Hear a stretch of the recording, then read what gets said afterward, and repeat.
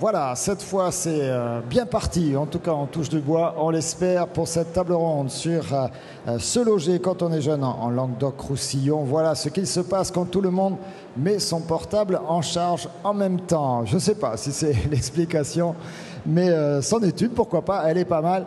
J'en profite pour saluer Clé de 12, c'est son nom, Jacques, qui anime avec nous cette agora pendant ces 3 jours. Je sais que pendant que nous on discute là et on échange, souvent le public jette un œil derrière moi et se marre. Donc je sais que dans ces cas-là, il y a un dessin de Clé de 12 qui est parti. On est sur un sujet très sérieux, même s'il faut l'aborder avec le sourire, bien sûr, c'est celui du logement des jeunes.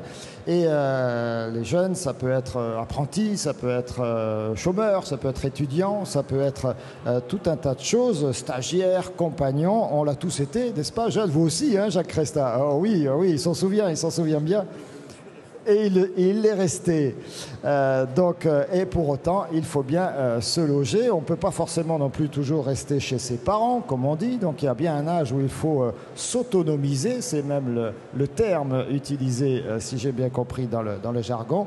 Et dans ces cas-là, qu'est-ce qu'on fait? Alors, on assiste à une table ronde comme celle-là. On va avoir plein d'idées, plein de clés. Mais on verra qu'on a aussi des solutions tout à fait concrètes, pratiques. Il ne faut surtout pas lâcher l'affaire, désespérer. Même dans les pires des cas, on peut rebondir. Par exemple, avec vous et votre réseau, Mélanie Weber, vous êtes déléguée régionale de l'URAGE, l'Union régionale pour l'habitat des jeunes. Quand moi-même j'étais jeune, mais je le suis toujours, un peu moins que Jacques Cresta, mais bon, quand même, j'ai eu l'occasion de goûter au foyer des jeunes travailleurs. Hein, c'est ça, c'est le...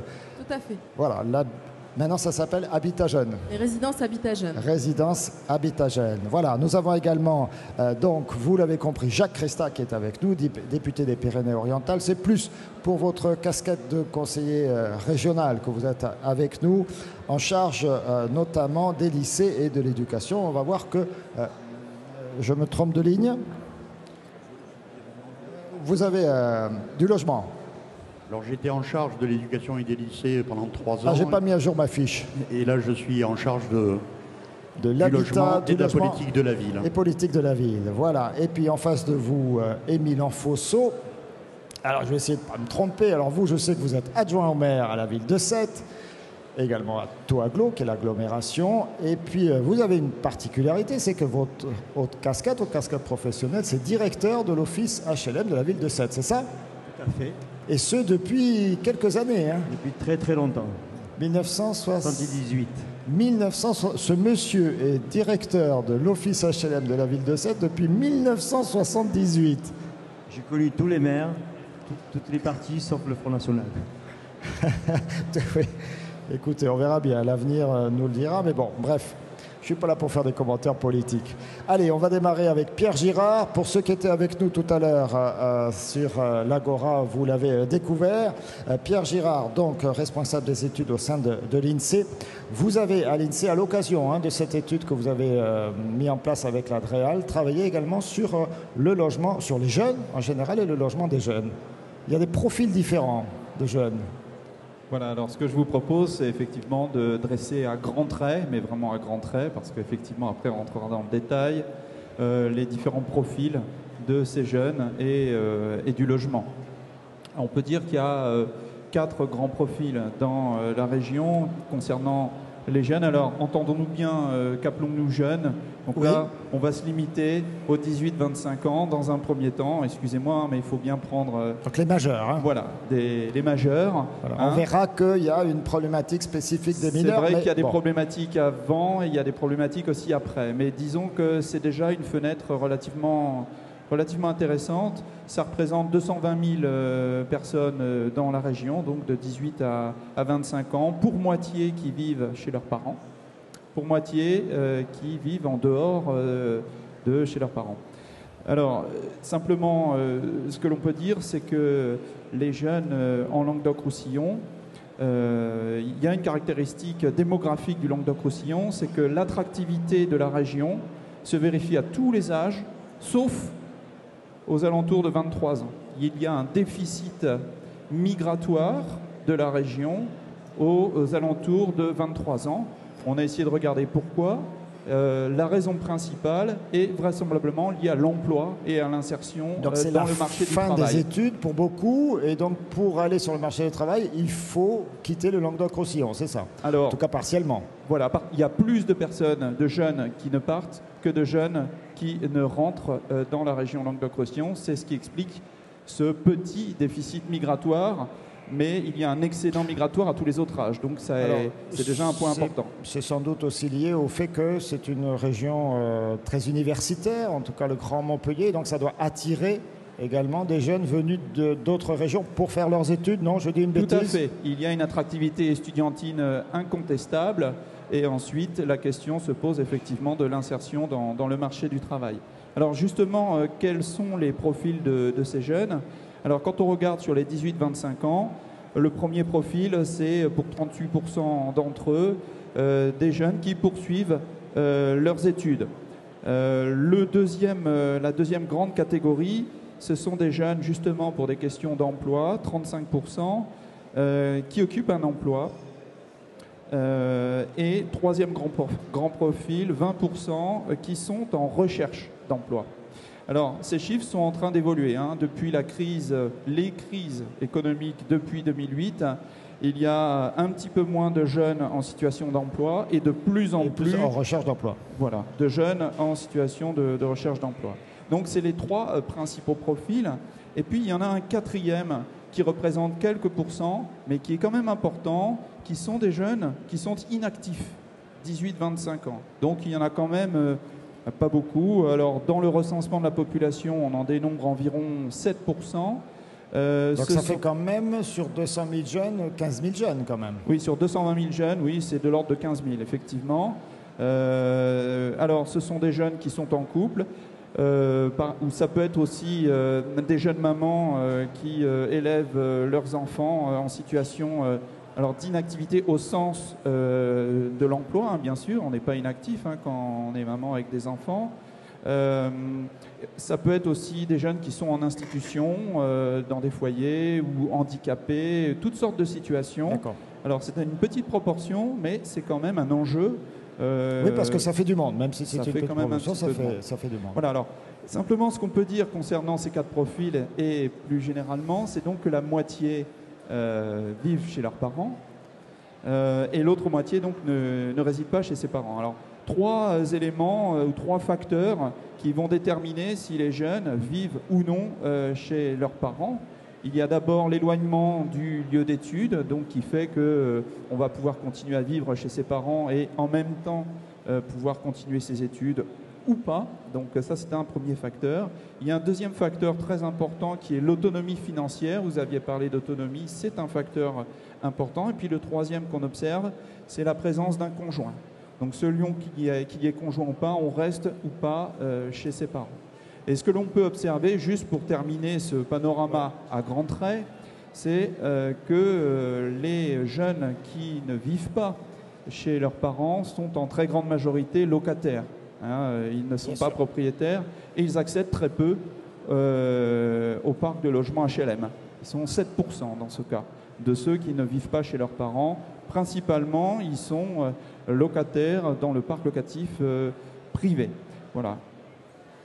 Effectivement, on parlera de cette relation des jeunes avec les offices, avec les bailleurs sociaux, on va dire plus globalement. Et puis, on s'intéressera également à un autre point que vous avez évoqué. Mais tout de suite, je reste avec Jacques Cresta. Jacques Cresta, on a eu l'occasion tout à l'heure, on avait Jean-Claude Guessot à la tribune, de rappeler que la région Languedoc-Roussillon a fait le choix en 2004. Ce n'est pas, comme on dit, une attribution, une compétence normale des régions dans le cadre de la décentralisation. Mais à l'époque, la majorité dont vous faites partie avait dit on va s'occuper de logement, création de l'établissement public foncier, etc. Mais d'autres actions, notamment vers les jeunes. Est-ce que vous pouvez nous en dire un mot? Oui, moi je crois qu'il est utile de rappeler deux volontés politiques de la majorité de l'époque, de Georges Frêche, poursuivi par Christian Bourquin et aujourd'hui Damien Larry. Alors la première, c'était de faire de la jeunesse le socle majeur de la politique régionale, au travers des compétences obligatoires, lycée, éducation, gratuité des livres, mais aussi dans d'autres domaines. Et aujourd'hui, nous sommes sur plus de 40% d'investissement de la région dédié aux jeunes. Et la deuxième volonté politique forte que vous venez d'énoncer, c'est que compte tenu du déficit en logements sociaux constaté dans la région, compte tenu de la pression démographique, je crois que c'est à peu près l'équivalent d'une ville de 100 000 habitants tous les 3 ans qui s'installe en Languedoc-Roussillon. Vous confirmez, c'est 30 000 habitants en plus par an. Hein. Voilà, 27 000 habitants de 27 plus, 000. mais c'est plutôt des plus âgés. C'est pas sur la catégorie Oui. dont nous parlons ici. Hein. J'en suis d'accord. Donc, Mais ça fait quand même une pression sur le parc de logement. Certes. C'est ce qui a impacté dans la volonté de l'équipe de l'époque d'avoir une véritable politique de logement mise en œuvre en 2004 avec un schéma directeur régional du logement. Aujourd'hui, c'est un budget de 12 millions d'euros, 1 million à 2 millions selon les années pour le logement des jeunes. Alors sur les jeunes, c'est vrai que notre premier réflexe, si j'ose dire, ça a été de travailler sur le logement étudiant, de faire en sorte d'avoir un schéma régional du logement étudiant par rapport à l'attractivité de Montpellier et même de Nîmes ou de Perpignan. Et donc là encore, nous avons investi à peu près 10 millions d'euros sur du logement étudiant. C'est près de 5 000 logements étudiants qui ont été rénovés, près de 500 places en foyer, ce qu'on appelait jeunes travailleurs. Donc ça a été le premier réflexe politique. Et puis, au gré des contacts avec les différents acteurs locaux, nous avons bien constaté qu'il y avait des besoins qui étaient beaucoup plus diffus, beaucoup plus imperceptibles en matière de logement des jeunes. C'est pour cela que nous avons travaillé à de l'information, d'abord avec le CROUS, mais aussi que nous avons décidé d'avoir une analyse des besoins par micro-territoire, si j'ose dire, au niveau de la région. Et c'est vrai que la dernière enquête restituée il y a quelques mois par l'URAGE, à qui nous avons confié cette étude sur le territoire de Toaglo, montre qu'il y a une diversité de situations, qu'il y a une diversité de besoins, que ce soit sur du logement, on va dire d'urgence, que ce soit sur, j'arrive pas à m'habituer encore au terme du foyer jeune travailleur, que ce soit sur de la colocation, qui est aussi un nouveau mode d'hébergement pour les jeunes. Et donc l'objectif de la région, à partir du moment où l'étude a été présentée à nos partenaires, en l'occurrence sur le territoire du bassin de Thau, c'est pas d'être chef de file en la matière, c'est pas notre rôle, c'est pas notre compétence, mais c'est d'essayer de susciter, de rassembler les énergies, les financements et faire en sorte que la région, in fine, puisse, comment dire... Excusez-moi, parce qu'ils ne sont pas attentifs. Ça existe, ça, Monsieur Girard? Tout à fait. Tout à fait. Oui, alors, j'habite chez mes parents. Non, moi chez mes grands-parents. On habite chez les grands-parents de plusieurs générations? Oui. On parlait dans une discussion précédente du phénomène de décohabitation, c'est-à-dire que les jeunes et d'autres quittent le logement des parents, certes, mais ça c'est, disons, en moyenne, hein, parce qu'il y a aussi, c'est vrai, alors c'est quand même assez imperceptible dans les statistiques pour l'instant, mais il y a peut-être un phénomène de recohabitation qui se noie un petit peu dans la moyenne, certes, mais sans doute lié à ces cohabitations, colocations, etc. Pour des raisons budgétaires vraisemblablement. Pour des raisons de moyens, évidemment. Je vous ai coupé, Monsieur Cresta. Oui, mais c'est pas grave. Donc ce que je disais, c'est qu'il y avait des besoins qui avaient été analysés, observés, diffus, un peu complexes, qui nécessitent de nouveaux modèles économiques à mettre en place avec les acteurs, les collectivités territoriales et le rôle de la région. Enfin, ce que nous essayons de faire, c'est d'impulser un certain nombre de projets que la région financera, mais c'est aux collectivités territoriales et aux acteurs de monter les projets.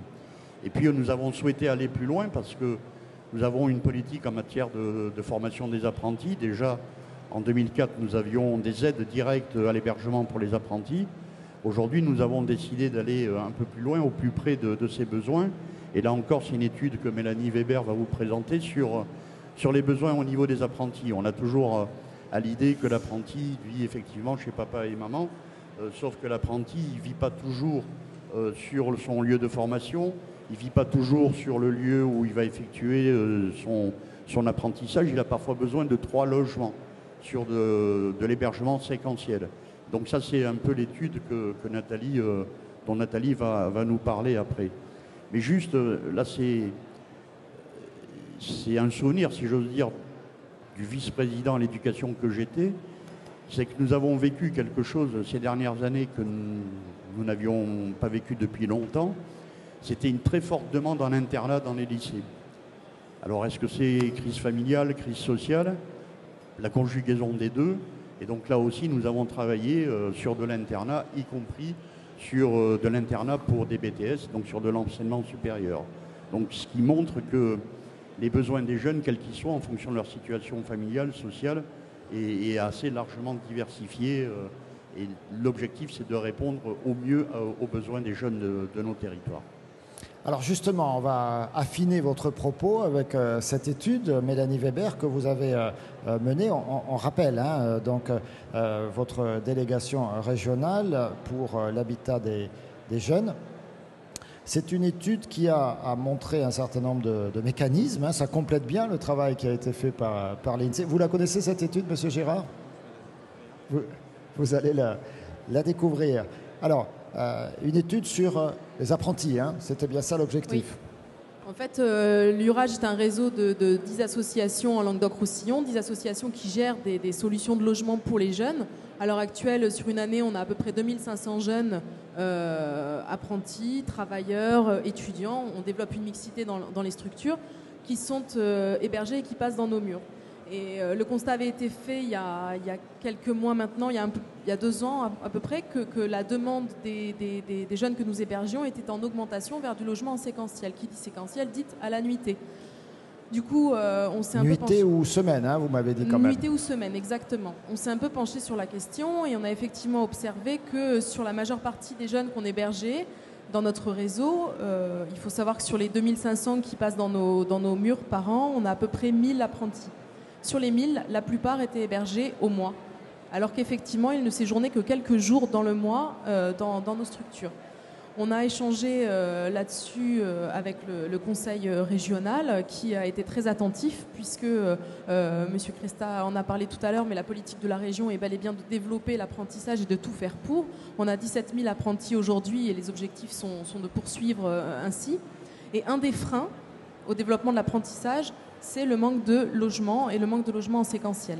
17 000 apprentis, à peu près 900 places en internat aujourd'hui. Et sachant qu'aujourd'hui, l'internat est surtout réservé pour les mineurs, vous me l'avez expliqué. Qui plus est, sur nos apprentis toujours, on a environ 13% de jeunes apprentis mineurs qui, eux, ont besoin d'un cadre relativement strict. Vous parliez de 4 catégories de jeunes, nous on en a identifié 3 du côté des apprentis. Bien évidemment, les mineurs sont la partie la tranche la plus fragile et celle qui nécessite vraiment le plus de cadres. Donc les internats leur sont prioritairement réservés. On part du principe que ensuite les autres peuvent plus facilement se débrouiller, ce qui n'est pas fondamentalement faux, mais ce qui n'est pas facile puisqu'il n'existe pas aujourd'hui d'offres adaptées en séquentiel. Qui dit adapté dit raisonnable pour un budget d'un jeune qui a un salaire certes, mais très restreint. On pourrait dire des offres de nuitée, il y en a à l'hôtel, mais bon. Tout à fait. Si c'est pour payer en une nuit ce que vous payez en un mois de loyer, c'est évidemment très vite inaccessible. Qui plus est, même si on sait que la région offre une aide à chaque apprenti pour l'hébergement, une aide de 5 €, vous faites les calculs, effectivement, ça peut, une nuit à l'hôtel, c'est pas possible. 4 nuits à 50 € moins 5 € par nuit, c'est pas possible. Non, ça change rien. On a essayé à travers cette étude, dont on a rendu les conclusions en présence de M. Cresta il y a quelques mois, de montrer que sur l'ensemble du territoire régional, il y avait beaucoup d'efforts qui avaient été faits, c'est certain, mais que malgré tout, presque partout, que ce soit dans les villes ou sur le secteur un peu plus rural, il manquait des places. Ça manque de places. Alors justement, il en a des places et il est confronté à cette jeunesse. Alors confronté, c'est une expérience, enfin, c'est une expression, parce que c'est une chance d'avoir affaire à la jeunesse. Emmanuel Enfosso, oui, prenez Émile Enfosso. Donc je rappelle, vous êtes notamment directeur de l'office de Sète et vous avez vu la population, et notamment cette population de jeunes, évoluer dans son comportement vis-à-vis du logement social. Vous m'avez dit, il y a 15 ans, 20 ans, on n'avait pas du tout cette sollicitation des jeunes. Or, aujourd'hui, ça devient quelque chose vraiment de prégnant. Vous confirmez ? Tout à fait. Je je confirme, c'est que même je pourrais dire que on n'a pas vu monter cette demande de jeunes dans nos établissements. Et moi, je vois, il y a encore 10 ans, on n'avait pas de jeunes qui venaient régulièrement, dans les bureaux, demander un dossier, se renseigner sur les conditions d'attribution, quels sont les critères. Et depuis quelques années, c'est après une recrudescence. Je veux dire, on ne descend pas dans un hall d'accueil sans trouver un jeune ou un couple de jeunes qui viennent déposer un dossier, ce que l'on ne voyait pas il y a 10 ans. Du coup, on se trouve avec pratiquement plus, je dirais, 35% de la demande locative qui émane des jeunes, qui sont bien sûr, comme vous l'avez dit, soit en cohabitation, soit un peu en galère, et soit dans des logements privés dont ils ne peuvent plus assumer le coût, et donc au bord de l'expulsion, et qui viennent donc, mais ils ont pris quand même le pli et la connaissance du logement social, ils savent ce que c'est, ils savent qu'ils en ont besoin, et du coup ils sont là. Comment y répondre? Donc c'est un problème de production, puisque c'est un problème général, hein, la demande locative. Mais le problème des jeunes est d'autant plus important que la cohabitation entraîne beaucoup de problèmes, hein, intergénérationnels. Il y a aussi un élément très important qui est pour nous, c'est que dans les zones urbaines sensibles, la décohabitation pour les jeunes, non seulement le moyen d'avoir un logement autonome, mais aussi de quitter la zone urbaine sensible. Et là, il faut qu'on réponde à ces deux messages parce qu'on se rend compte qu'on veut lutter contre le communautarisme, mais c'est surtout les jeunes qui veulent partir. Et il faut leur donner la possibilité de partir. Est-ce qu'aujourd'hui, vous avez, vous, la possibilité, alors bien sûr au cas par cas peut-être, mais est-ce que vous avez aujourd'hui, et est-ce que vous donnez les moyens d'avoir la possibilité, notamment en faisant évoluer votre parc, peut-être vers des logements plus petits? Alors, dans la production, bien sûr, hein, puisque toutes les collectivités qui financent, comme la région ou l'AGLO, donc nous orientent vers la production de petits logements, hein, T2, sachant qu'il y a aussi une demande de personnes âgées qui est un peu concurrentielle. Mais bon, effectivement, dans la production, par contre, il y a un phénomène aussi qui est un peu pervers, c'est que dans les logements T2, le taux de rotation est encore plus faible que dans les autres types. Ça veut dire qu'un coup, qu'un jeune est rentré chez nous, dans un T2, même si après il se marie et même s'il a un gosse, il attendra le T3, mais il ne quittera pas le T2. Du coup, donc, la possibilité sur le parc existant est assez réduite. Donc, et puis c'est long de faire évoluer un parc, quoi qu'il en soit. On a vu tout à l'heure, il faut construire, etc. C'est long, il faut construire. Et puis un délai, dans les rôles, le délai anormalement long d'attente, c'est 3 ans. Donc pour un jeune, quand on attend 3 ans, c'est pas possible. Cohabiter 3 ans, c'est impossible. Mais bon, on s'y attelle avec toutes les collectivités et les bailleurs. Et je pense qu'on va augmenter la proportion de petits logements dans les productions, sans faire pour autant des immeubles que de T2. Hein. Il faut aussi quand même de la mixité générationnelle. Mais bon, on va augmenter quand même cette production. Vous m'avez glissé à l'oreille que vous aviez un projet de foyer de jeunes travailleurs sur la ville de Sète. Il en existe un quand même déjà, non? C'est ça, un deuxième, hein? Vous ferez un deuxième. Il en existe un qui effectivement est performant, mais qui croule sous la demande spécifique. Et donc, on travaille depuis quelque temps sur un projet. Pas facile à sortir parce que les conditions d'équilibre de gestion d'habitat jeune sont pas toujours aisément compatible avec l'équilibre de gestion d'un bailleur sur son opération. Mais il faut reconnaître qu'il y a des aides spécifiques de la part des collectivités, régions, conseil général, et que donc on devrait y arriver. Alors regardez, on a la chance d'avoir avec nous un jeune justement qui est en train de vivre tout ce que on est en train d'aborder ici. C'est Mohamed Ouassou, il nous vient de Perpignan. Bonjour, merci d'être avec nous. Bonjour. Et vous m'avez donc raconté que vous avez souhaité vous autonomiser, c'est ça? Oui, c'est donc ça. Là, on retrouve ce que vous venez de nous exposer, Monsieur Enfossson. Vous avez cherché un logement, vous l'avez trouvé dans un foyer de jeunes travailleurs, dans un foyer Habitat Jeune, mais ça vous a ouvert en fait plein de perspectives, hein, c'est ça? Oui, effectivement. Très concrètes. C'est bien ça. Donc cette structure, c'est une structure que j'ai justement intégrée, ça va faire à peu près 2 ans maintenant. Voilà, donc c'est une structure qui accueille donc des jeunes de 18 à 29 ans en activité, donc soit des étudiants, des jeunes apprentis ou également des jeunes chômeurs. Donc c'est une structure qui est composée justement de 3 animateurs, voilà, donc spécialisés dans la santé, le logement, le loisir et d'un directeur.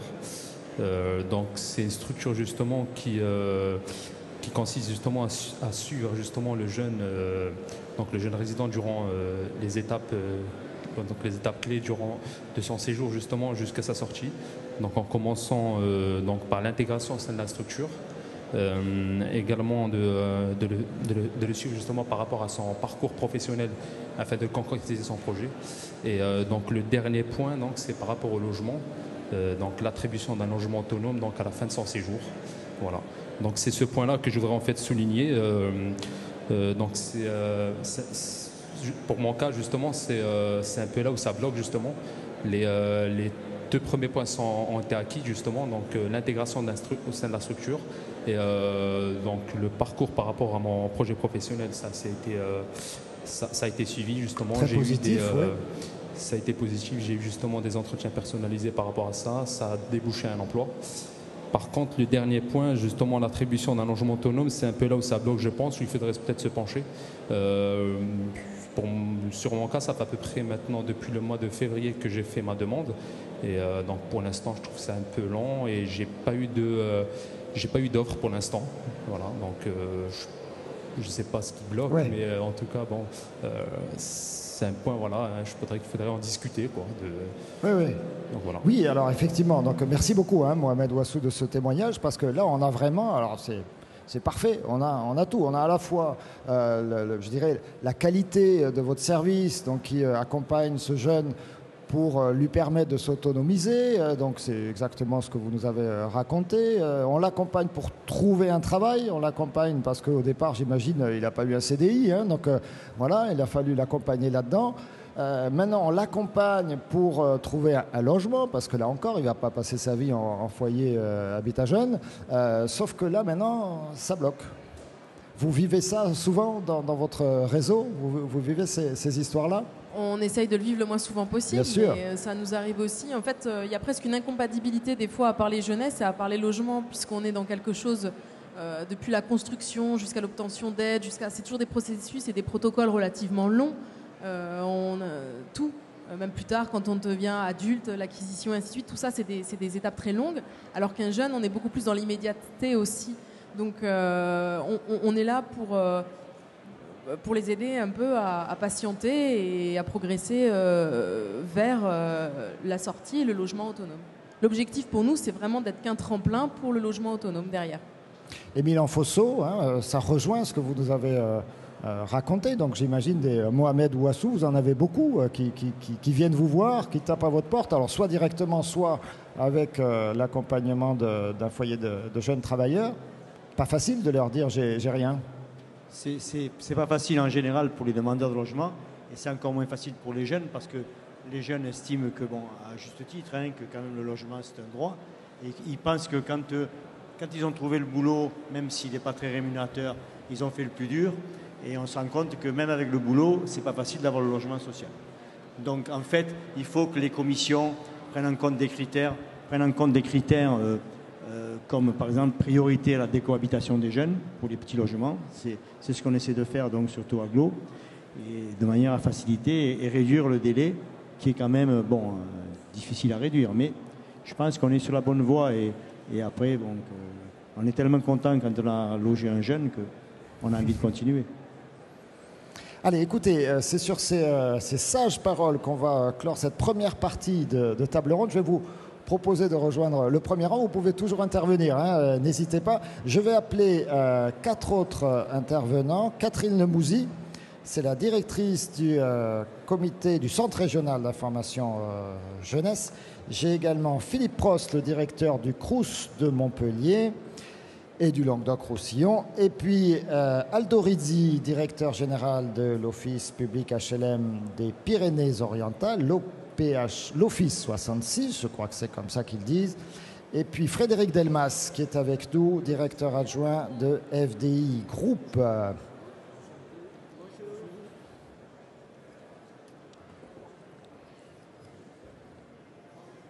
Voilà, prenez place, merci beaucoup. Je vais commencer avec vous, Catherine le Mouzy. Quand on voit ces situations des jeunes, cette complexité, et là on avait un exemple, alors pardon, mais c'est un exemple qui était parfait, parfait également dans la difficulté, pardon pour lui, pardon auprès de lui. On imagine qu'il y a vraiment un besoin, une nécessité d'information qui est colossale, qui est énorme. Oui, les témoignages qu'on vient d'avoir rejoignent tout à fait ce qu'on constate au quotidien dans nos structures. Donc, nous sommes le Centre régional information jeunesse et nous coordonnons un réseau de 97 points et bureaux information jeunesse sur les 5 départements du Languedoc-Roussillon. Nous sommes des structures qui accueillons les jeunes sans limitation d'âge ou de statut. Et on constate effectivement, depuis ces dernières années, des difficultés énormes dans la recherche du logement, ce qui nous a amené à développer différents services, avec un partenariat d'ailleurs avec la région depuis 2008, sur des services d'information aux jeunes.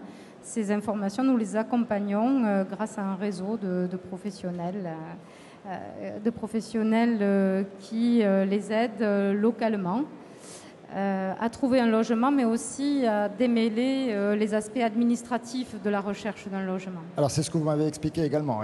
Vous avez le sentiment en tout cas qu'il y a une complexification à la fois parce que les loyers sont chers, parce que parfois il y a une rareté de l'offre, mais aussi parce que pour pouvoir bénéficier de toutes les aides, les accompagnements, c'est très compliqué pour les jeunes. Voilà. Ça a été dit tout à l'heure, les jeunes sont mobiles aussi, ils vivent des situations qui changent. Ils peuvent être étudiants en formation, trouver un emploi en tant que saisonnier. Et à ce moment-là, les démarches sont à recommencer. Il existe des aides, mais ils ne le savent pas toujours. Donc on est là pour leur expliquer. On dit parfois, il y a un maquis d'aide, c'est complexe. Il en existe beaucoup. On voit bien sûr les collectivités territoriales qui agissent de plus en plus pour garantir ces parcours d'accès au logement. Et c'est une bonne chose. Mais aussi, de l'autre côté, on voit les loyers qui augmentent, même pour des tout petits logements, des studios, des chambres. On assiste aussi à des abus de certaines agences immobilières qui demandent des garanties inaccessibles pour un jeune, des cautions. Alors voilà, pas toutes, mais on constate cela. Donc on a développé, nous, un service... Il y a toujours aussi ce phénomène des vendeurs de listes, là, plus ou moins... Voilà, donc on met effectivement en garde contre des professionnels qui ne seraient pas habilités. Il y a de plus en plus quand même de certifications qui permettent de se prémunir de ça, mais les jeunes entament leur démarche pour la première fois, ils ne le savent pas. Alors c'est vrai que notre public que nous voyons dans le réseau Information Jeunesse fait ces démarches de manière volontaire et individuelle. Ensuite, on les aiguille. Nous sommes en quelque sorte un centre d'aiguillage. On accueille à peu près 100 000 jeunes sur le Languedoc-Roussillon. On va les aiguiller vers la mission locale, bien sûr, qui est un interlocuteur très important pour les jeunes.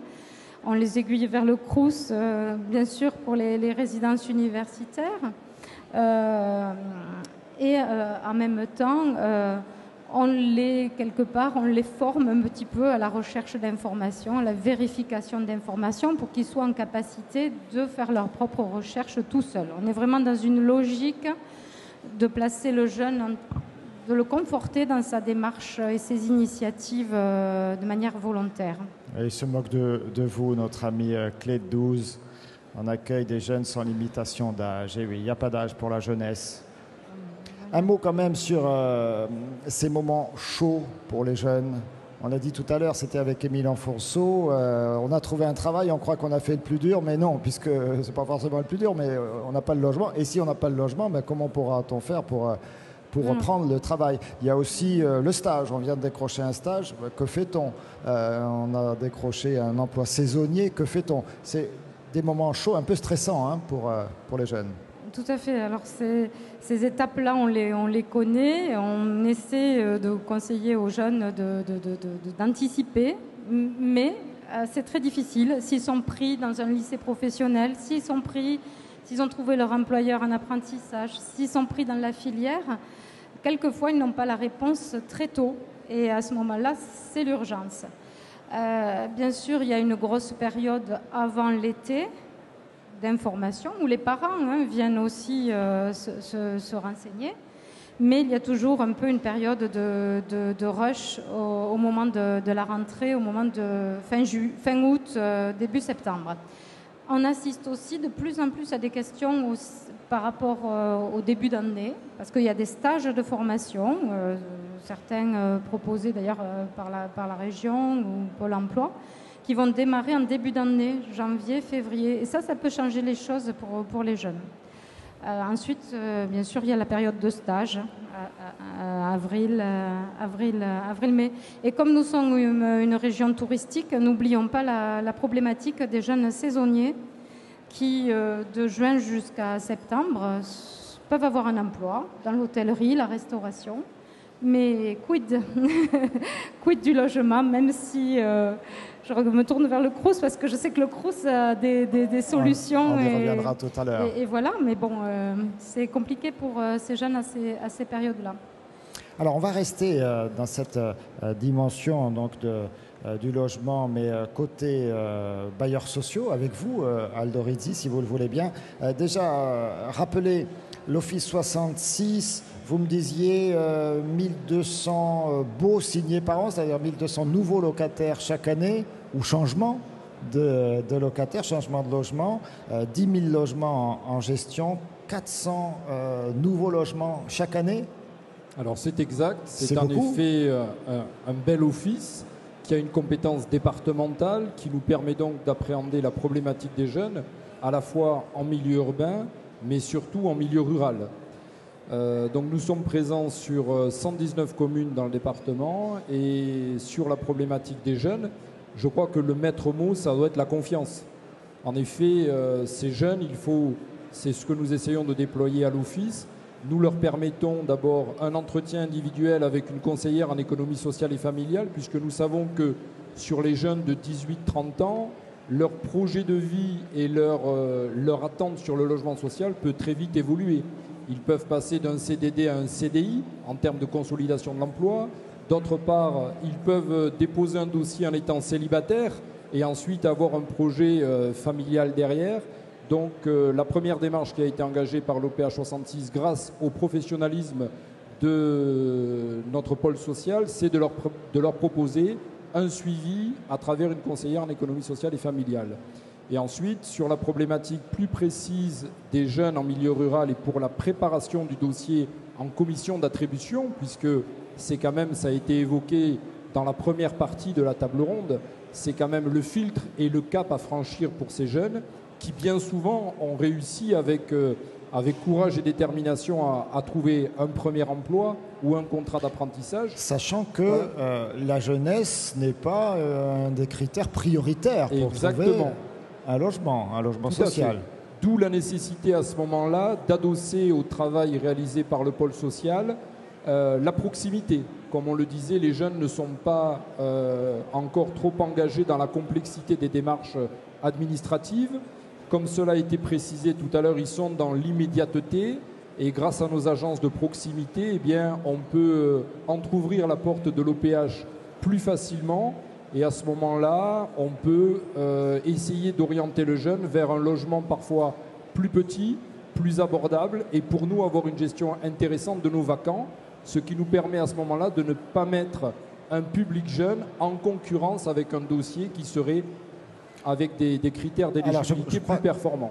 Je crois que c'est intéressant de préciser qu'est-ce que c'est un vacant, parce que ça c'est vraiment du jargon de bailleur social. Un vacant c'est très simple, c'est à strictement parler en première lecture un logement qui n'est pas loué, un logement tous les vide. OPH, un logement vide, un logement inoccupé, tous les OPH ont une vacance de 3 à 6 mois qui est une vacance tournante et ensuite il est vrai que lorsqu'on a un parc d'une certaine taille, avec les fluctuations démographiques et économiques, on peut avoir de la vacance au-delà de 12 mois.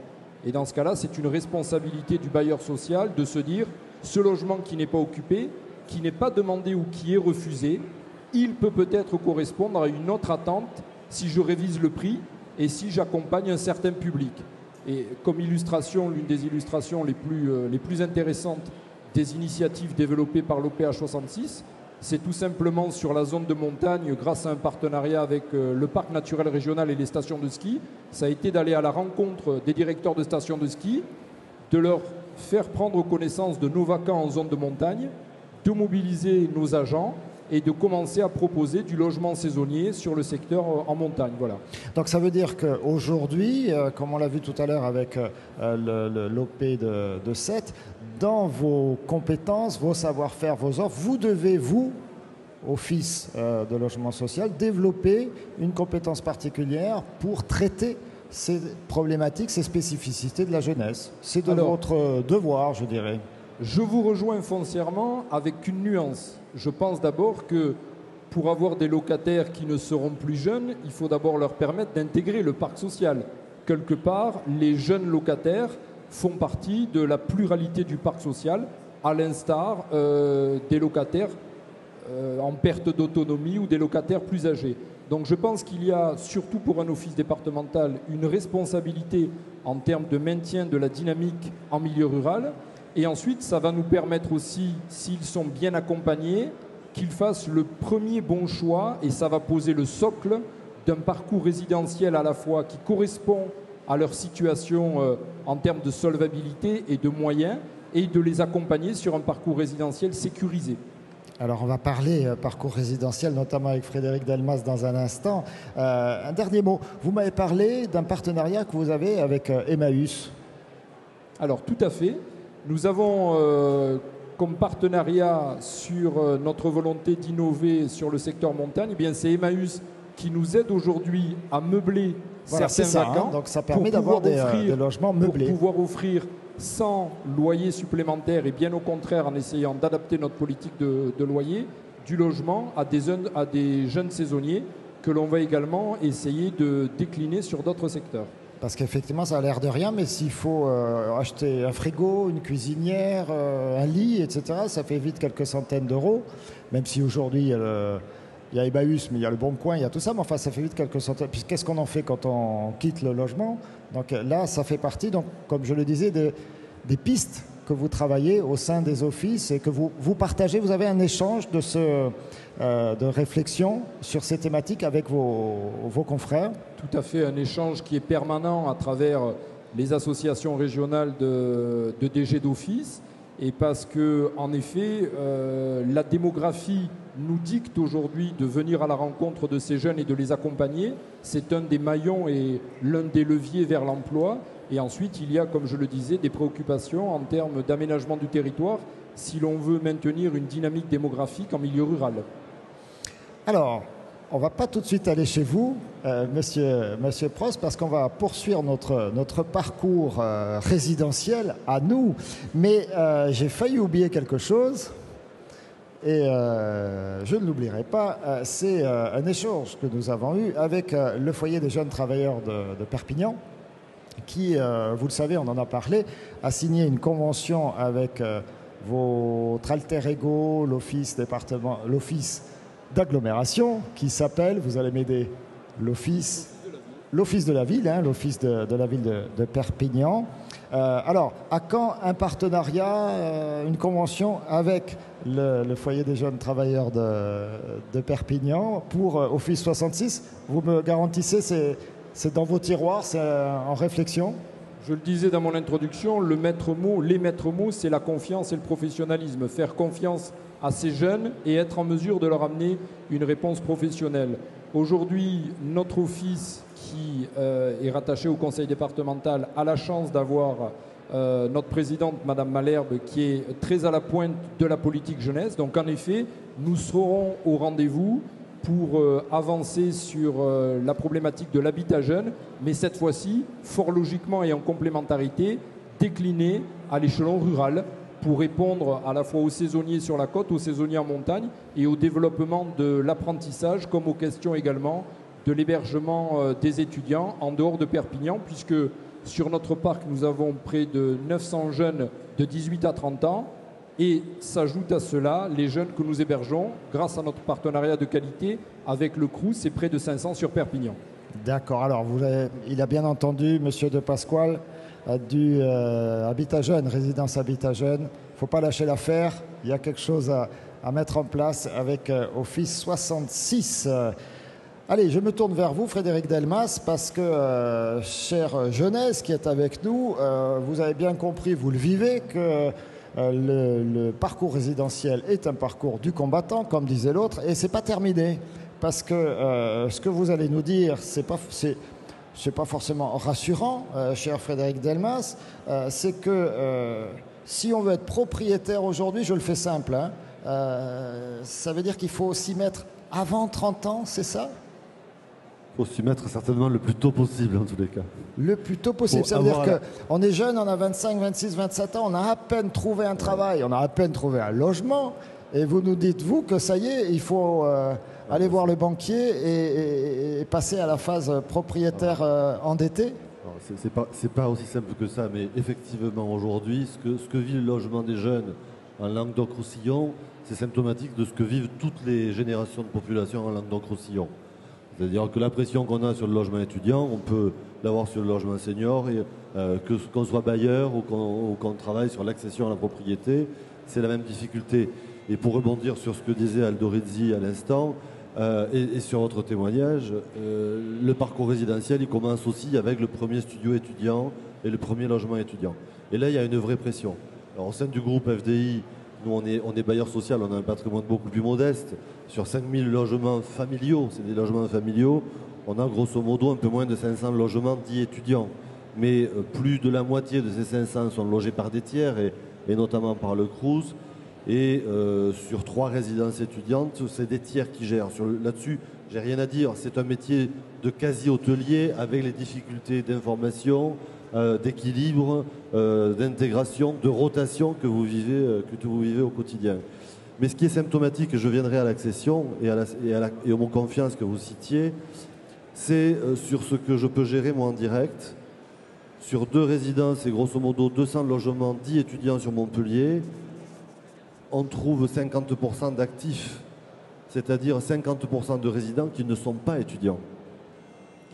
Et ça veut dire que je prive les étudiants d'une opportunité d'avoir le studio, le FE1, la chambre disponible à un prix plus abordable, mais en même temps, je ne peux pas non plus le laisser vide.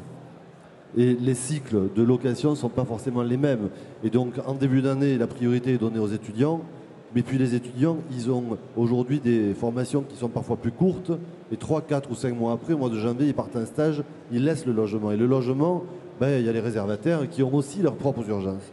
Et les urgences, et je reviens à ce qu'on a évoqué au téléphone lorsqu'on s'est appelé, les urgences, elles sont sur les jeunes actifs aussi.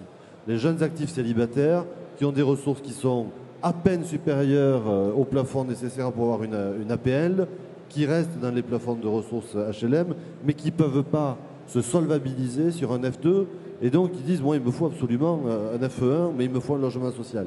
Et c'est ce que disait tout à l'heure Émile Enfonso, on a de plus en plus de jeunes qui ont compris l'utilité et l'intérêt de ce logement social et qui viennent frapper à la porte. Et donc l'attention, elle commence chez l'étudiant, mais elle se poursuit chez les chez les jeunes actifs. La statistique, elle est évidente. Alors quand je dis qu'il faut pouvoir accéder à la propriété, je dis effectivement que notre région, elle manque peut-être aussi de solutions en termes d'accession à la propriété des ménages à ressources modestes, parce que ça libère le parc social. Et s'il y a 10 ans, on prêtait sur 30 ans, c'est plus le cas aujourd'hui sur 30 ou 35 ans. Les prix d'immobilier ont tellement grimpé qu'aujourd'hui, il faut s'endetter sur 25 ans. Sans confiance, on ne s'endette pas. Sans stabilité dans le job, on ne s'endette pas ou le banquier ne prête pas. Et aujourd'hui, il y a des dispositifs tels que la location-accession qui sont là pour jouer le parcours résidentiel, aller chercher les gens, y compris les jeunes, dans les T2 ou dans les T3 du logement social et les amener à l'accession à la propriété. Et aujourd'hui, l'expérience montre qu'on a la moitié de notre production qui est achetée aujourd'hui en location-accession par des gens qui ont moins de 40 ans, voire moins de 35 ans. Vous vous endettez sur 40 ans, mais c'est un bon calcul. Vos enfants paieront les intérêts. Vous avez vu le dessin, voilà. Il y a des enfants très précoces. Hein. Je fais un aparté rapide. Là. Vous parliez tout à l'heure de régions et de statistiques. J'ai lu récemment une dernière statistique sur la location-accession. En France, on fait partie des 8 régions qui ont le plus produit en location-accession. Mais sur 100 logements financés en location-accession depuis 2004, il y en a 4,8 en Languedoc-Roussillon et 16, je ne sais quoi en Midi-Pyrénées. Combien en Languedoc-Roussillon? 4,8 pour 16 et quelques en Midi-Pyrénées. 4,8% des logements financés en location-accession l'ont été en Languedoc-Roussillon pour 16% en Midi-Pyrénées. Je laisse mes collègues réfléchir à ce sujet-là. Écoutez, on posera la question à des Midi-Pyrénéens. Moi, je me tourne vers un autre acteur du logement social. C'est Alain Braun, il est parmi nous ici. On va lui donner le micro, donc représentant de ACM Habitat. Donc, autre éclairage hein, sur, toujours dans le prolongement de ce que nous disait notamment Aldo Rizzi, sur le rapport, le lien que vous entretenez avec ce public spécifique, ce public de jeunes, et l'évolution que vous êtes obligé de faire dans votre offre de logement, voire de construction. Oui, allô, ça va marcher. Merci. Absolument. Et déjà, je vais distinguer l'habitat dit familial qu'on a évoqué tout à l'heure, qui n'est pas exclusif des jeunes, de l'habitat type foyer, résidence foyer, géré soit par le CROUS, soit par un FJT. Et à partir du moment où on a un foncier, on va se poser la question de qu'est-ce qu'on va faire dessus. Et aujourd'hui, on va tout naturellement avoir tendance à privilégier du logement familial, tout simplement parce que c'est notre mission principale et parce qu'on a un volume de demande de logement extrêmement important sur le territoire de la métropole. Pour arriver à faire plus souvent et plus facilement du logement orienté jeune, on a besoin de lisibilité, on a besoin de simplicité. Pour que les choses soient lisibles, il faut qu'elles soient simples. Alors, par exemple, il faut qu'on ait un maître d'ouvrage bailleur, quel qu'il soit, et un gestionnaire, chacun ayant son métier, le maître d'ouvrage étant le constructeur, le gestionnaire ayant le savoir-faire pour gérer. Et tout autre intervenant qui pourrait venir dans ce schéma-là est synonyme de complexité et de délai. Je pense par exemple à des systèmes de VFA qui viennent mettre le bailleur en position unique de bailleur, qui achète et qui redonne en gestion derrière. Un autre aspect simplificateur serait la limitation des strates au niveau décisionnel. Alors je vois M. Prost qui est là, on a un projet ensemble et on en a parlé tout à l'heure, je prends un petit peu à témoin, mais on a un projet sur lequel il y a les instances décisionnelles du CROUS qui interviennent bien sûr, puis les instances départementales de tutelle que sont la direction des finances publiques, France Domaine, puisque dans le cadre d'une AOT, le rectorat. Et une fois que toutes ces instances sont délibérées, en définitive, ça remonte ensuite au ministère à Paris, qui de nouveau va reprendre le dossier, peut-être pas à zéro, mais pas loin, et redélibérer à nouveau. Voilà. Alors qu'on pourrait quand même très bien imaginer que le décisionnel soit ramené à l'échelon local et non pas remonte en cascade systématiquement à l'échelon national. Et puis le dernier point, moi pour avoir de la lisibilité, j'ai besoin de savoir quel est le risque que je prends en construisant une résidence et quelle est l'espérance de gain, enfin, en termes de gestion qu'on va avoir. Aujourd'hui, on applique systématiquement, bien sûr, la norme, enfin la note plutôt la note ministérielle de 83 qui fixe la rémunération du bailleur qui lui est versée par le gestionnaire. Et aujourd'hui, cette rémunération, elle est quasiment proche de zéro. Elle est à 0,1% du coût de l'investissement. Ce qui fait qu'en gros, sur un chantier qui se passe bien, j'ai une espérance de gain proche de zéro. Sur un chantier qui se passe mal, que ce soit en phase de travaux ou en phase de gestion, on est à peu près sûr de perdre de l'argent. Donc voilà, il y a toute une série d'aspects qu'il faudrait simplifier pour que les bailleurs sociaux, spontanément, aillent faire du logement dédié, logement foyer, jeunes travailleurs, CROUS, etc. et non pas uniquement quand c'est fléché, quand la parcelle est déjà fléchée par la collectivité ou par la ZAC comme étant une parcelle orientée foyer jeune. D'accord, merci. Excusez-moi, j'ai pas très bien compris, le son était pas très bon, j'ai pas tout bien compris, mais j'espère que vous, dans le public, vous avez bien compris l'intervention de Alain Braun. On mesure, hein, en tout cas, j'ai compris qu'il y avait encore bien des difficultés, des contraintes, des pesanteurs pour aller vers ce qui a été dit ici, c'est-à-dire des logements plus accessibles, à la fois en termes de prix, donc en termes de taille, pour ce public dont on parle aujourd'hui. Je vais proposer à Béatrice Négrier de nous rejoindre sur le plateau. Voilà, Frédéric Delmas, merci. Vous pouvez rester là. Et en attendant, on va se tourner vers Philippe Prost avec donc la spécificité du Crous de Montpellier, un Crous Montpellier et Languedoc-Roussillon, même si l'essentiel de votre parc est sur le Grand Montpellier. Vous êtes le plus grand Crous de France. J'ai découvert ça. Le numéro 1, c'est vous, number 1. Voilà, c'est plutôt bien. Au moment où on parle de grandes régions, vous voyez, on a une carte à apporter. Non, on a effectivement le premier parc actuellement, le premier parc social de France. Alors ça s'est pas fait simplement, ça s'est pas fait du jour au lendemain, puisque ça fait plus d'une dizaine d'années d'efforts que l'on mène avec d'abord bien sûr l'État, mais aussi nos partenaires. Hein, la région, M. Cresta a cité tout à l'heure l'apport de la région qui a été essentiel à partir du moment où le président Frêche avait dit je vais aider le logement étudiant et les bailleurs sociaux. Vous voyez, vous avez interrogé les 3 bailleurs sociaux qui étaient sur le plateau, M. Brunet. Les bailleurs sociaux, pour nous, ce sont des partenaires essentiels. Donc, à partir de la crise d'il y a une dizaine d'années, à peu près 2003, où tous ces partenaires ont pris conscience qu'il y avait vraiment un déficit. Là, on était en situation déficitaire. Une dizaine d'années, même un peu plus d'efforts, nous amène maintenant, et c'est heureux, à avoir effectivement... Alors, soyons clairs, on va être rattrapé très vite par... voilà. Bon, c'est pas un objectif mais non plus en les soi, santé, hein. Exactement. Voilà. Alors, vous construisez encore énormément, vous avez des gros dossiers en cours. Vous vous posez la question pour la suite. Pourquoi ? Alors, si vous voulez, il faut toujours trouver un équilibre, comme dans toute politique. Hein. Effectivement, et ça a été cité, le logement social étudiant, il vit avec des rythmes qui sont directement liés au rythme d'études. Alors effectivement, à cette rentrée, par exemple, mes 10 000 logements, ils sont pleins. Je les ai tous remplis. Le besoin est très fort. Mais le besoin est très court. Pardon ? Mais le besoin est très court. Mais voilà, alors, le premier semestre, c'est une partie de l'année universitaire où l'activité est très dense. Par contre, effectivement, et ça a été dit, hein, à partir du second semestre, vous savez, c'est le système européen du LMD, hein, on a semestrialisé le temps des études. Hein. Le second semestre, il est plus détendu, où il y a effectivement un certain nombre de choses qui se font, les arrêts d'études, les réorientations, les étudiants qui vont à stage, et c'est vrai que nous avons donc un petit peu plus de souplesse. Donc, il faut trouver toujours ce juste équilibre entre la réponse immédiate et la réponse à plus loin terme.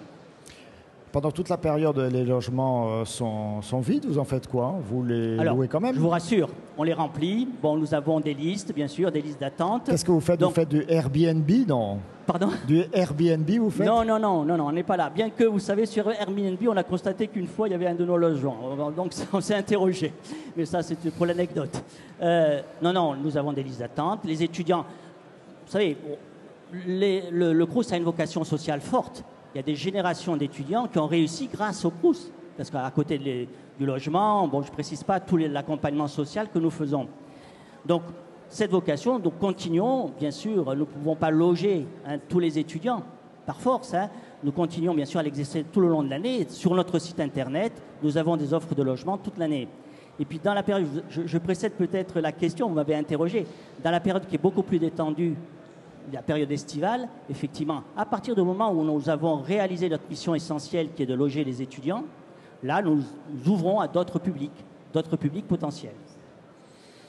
Alors, on a dans la salle un des acteurs du logement, même si, là encore, alors c'est dans les prérogatives d'une commune de travailler sur le logement, bien sûr, mais avec parfois des initiatives particulières.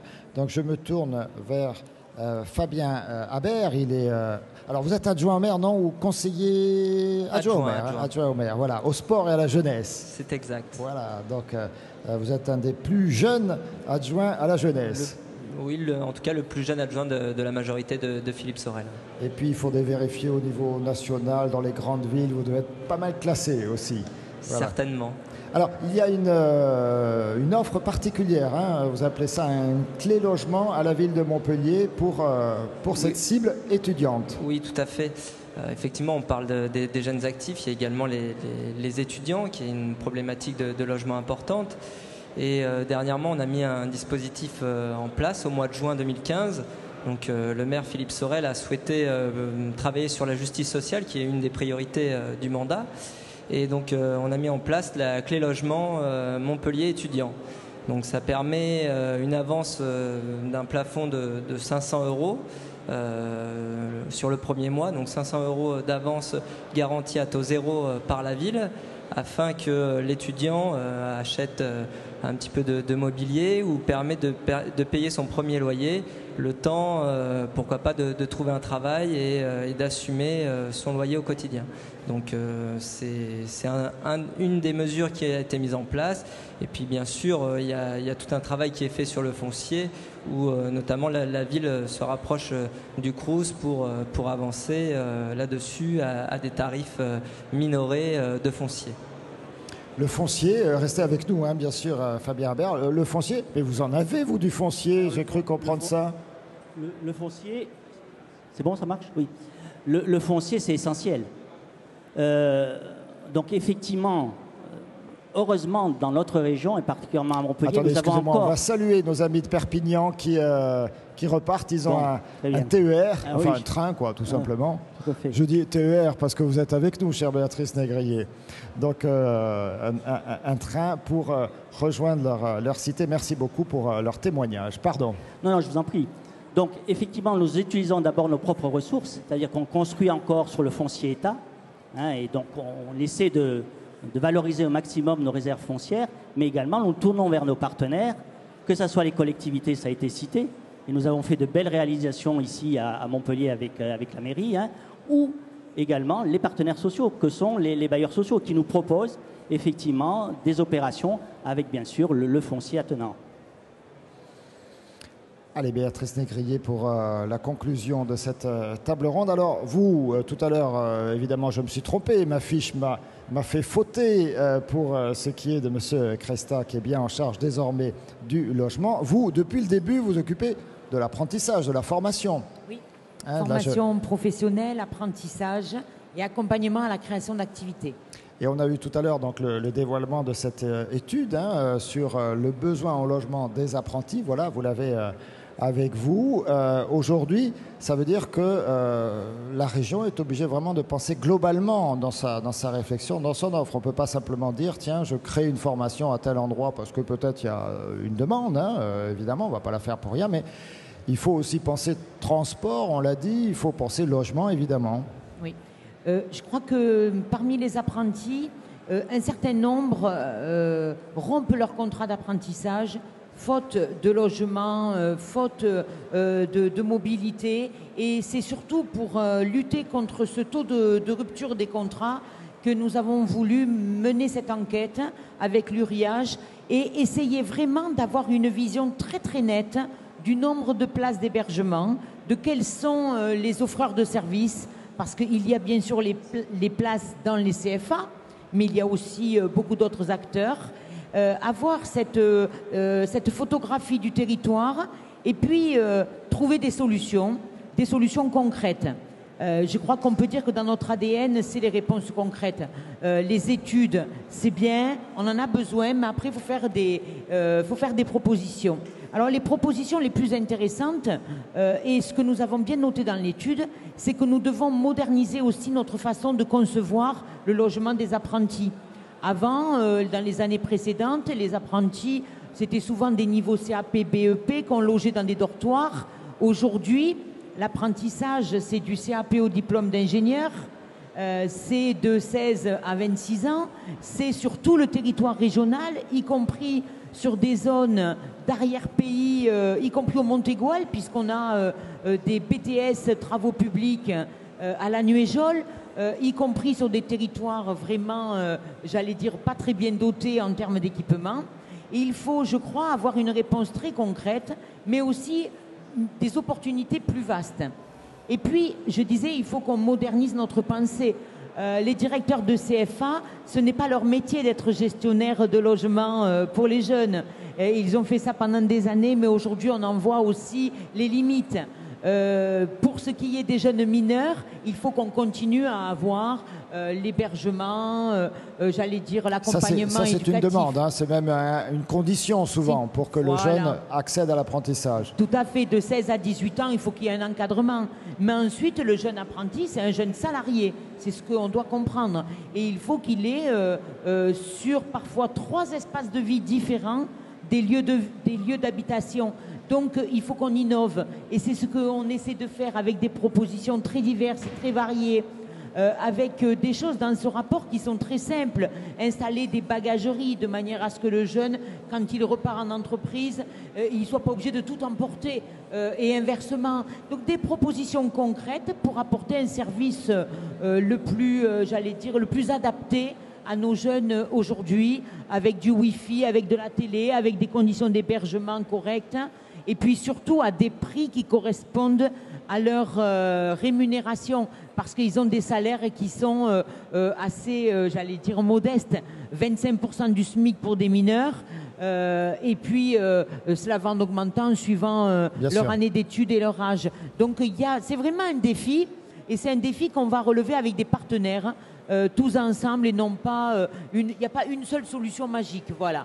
Donc, parmi ces partenaires, je pense par exemple, vous acquiescez aux offices de bailleurs sociaux, offices HLM, bien sûr. Vous nous en avez donné tout un catalogue foncièrement, tout à l'heure. et comme le souligne fort justement Madame Négrier, il est vrai que sur la problématique du logement des jeunes, il y a plusieurs leviers, plusieurs possibilités en fonction des territoires, en fonction du public, puisque comme vous l'avez précisé, de 18 à 30 ans, on trouve des réalités de formations différentes, des réalités sociologiques et démographiques différentes. Donc la politique partenariale, elle est indispensable dans le sillage des grandes politiques publiques impulsées par la région, par les conseils départementaux, et ensuite avec d'autres partenaires dont on pouvait parler également, comme les MLJ, qui sont aussi des outils très précieux de partenariat pour les offices. Je voudrais rajouter quelque chose d'important, c'est que lorsque un certain nombre de jeunes intègrent une formation sur un territoire qui n'est pas urbain, c'est une richesse qu'on apporte aussi à ce territoire, parce que la formation en elle-même apporte de l'emploi, apporte aussi une qualité de vie à ces jeunes, mais également le volet logement. On a des familles qui rentrent dans des réseaux pour accueillir des jeunes. Il y a des parrainages, il y a des gîtes qui ne sont utilisés que l'été et qui là trouvent matière à rendre des services. Donc souvent sur des territoires où auparavant rien que le mot de formation n'avait aucun sens, aujourd'hui, parce qu'on a une politique d'irrigation vraiment de tout le territoire, y compris très rural, dans la grande ruralité, je crois qu'on gagne sur tous les tableaux. Eh bien écoutez, merci beaucoup. Ce sera le mot de la fin. On gagne, en tout cas on s'efforce de gagner sur tous les tableaux. Merci beaucoup, merci mesdames, merci messieurs. Merci à tous ceux qui ont participé, à ceux qui ont assisté. On peut applaudir nos différents intervenants.